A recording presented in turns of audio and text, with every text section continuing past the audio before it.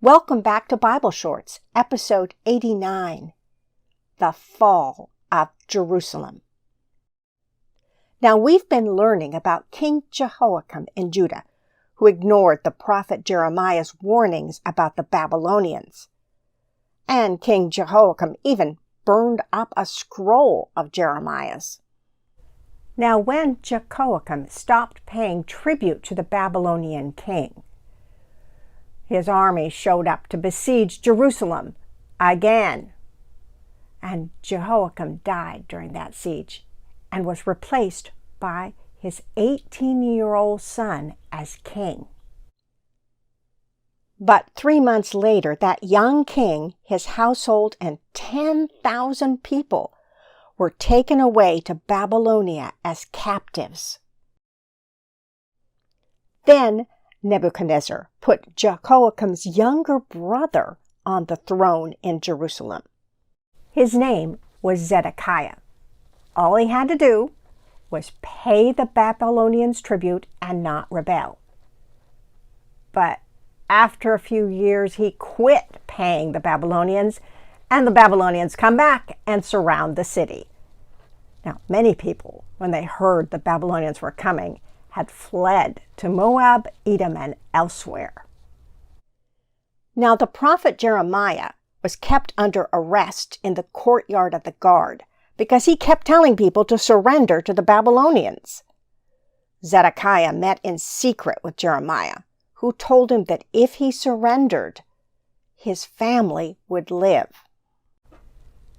But Zedekiah was too afraid and refused to listen. Then the Jerusalem city wall was broken through by the Babylonian army, and all the high officials of Nebuchadnezzar came and took seats before the middle gate of the city. Then Zedekiah and his soldiers in the city saw this, and they fled.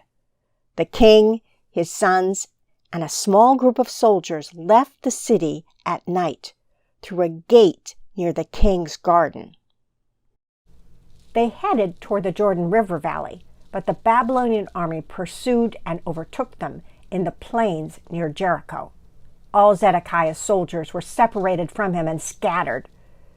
Zedekiah and his sons were captured and taken to Nebuchadnezzar.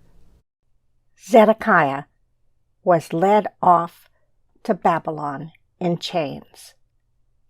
He would never see Israel again. The Babylonians then looted Jerusalem, including all the treasures in the temple. Then the commander of the Babylonian imperial guard set fire to the temple, the royal palace, and important buildings in the city. The Babylonians took the craftspeople,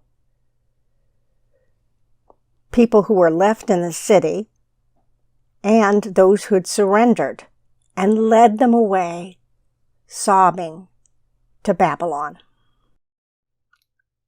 Jerusalem in flames was behind them.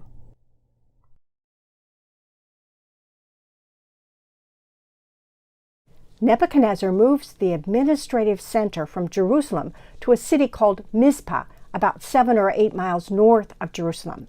He appoints a Jewish man named Gedaliah as governor over the land to collect taxes and coordinate with the Babylonian state.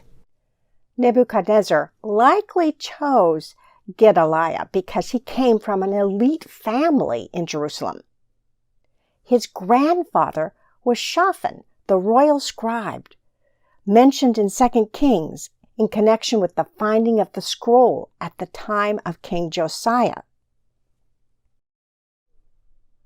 And several years previously, Gedaliah's father had saved Jeremiah from being killed by an angry mob, reacting to his prophecy that Babylon would destroy Jerusalem.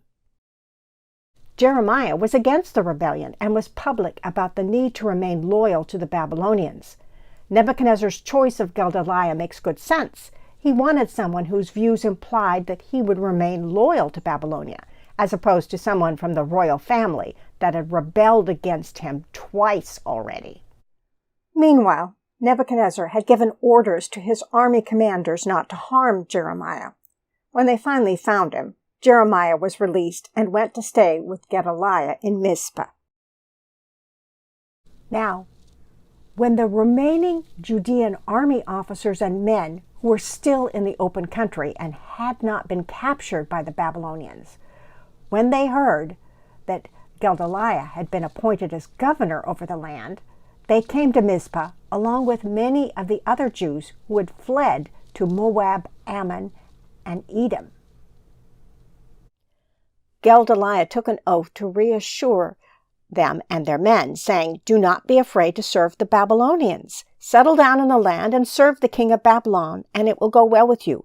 I myself will stay at Mizpah to represent you before the Babylonians and pay the tribute." So far, so good, right? But a few years later, Gedaliah is warned that the king of the Ammonites was sending an assassin to kill him. But he refused to believe it because he knew the man. The man who was called Ishmael was of royal blood and had served King Zedekiah. One day he shows up in Mizpah with 10 men, and when they were eating together there, Ishmael and the 10 men who were with him got up and struck down Gedaliah, as well as the Babylonian soldiers who were there. Ishmael then made captives of all the remaining people who were in Mizpah and headed north with them towards the land of Ammon. But an army officer called Johanan, along with his men, chased after them and got them back. Then Johanan, his men, with all the people he had rescued, fled south and stopped near Bethlehem, trying to figure out what to do next. Jeremiah and Baruch his scribe had been swept up with them, so Johanan and the people asked Jeremiah to ask the Lord what they should do. And Jeremiah, after consulting with God, said, "God says, stay here in Judah. Work in the fields, harvest the olives and grapes. You will be safe if you stay." But Johanan and the people are convinced that the Babylonians are going to blame them for Gedaliah's murder. So they refuse to accept Jeremiah's words from the Lord. Johanan and his men take everyone off to Egypt, including Jeremiah and Baruch. And Jeremiah, being Jeremiah, of course tells them this is the very wrong thing to do. If they stay in Egypt, they are not going to avoid the Babylonians. The Babylonians are going to come and attack Egypt.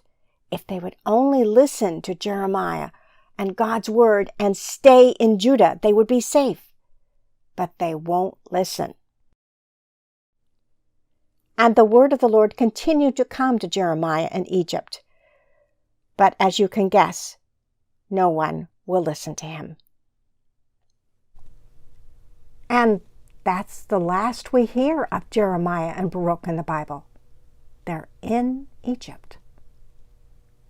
But what's been happening to all those people who were taken captive to Babylon?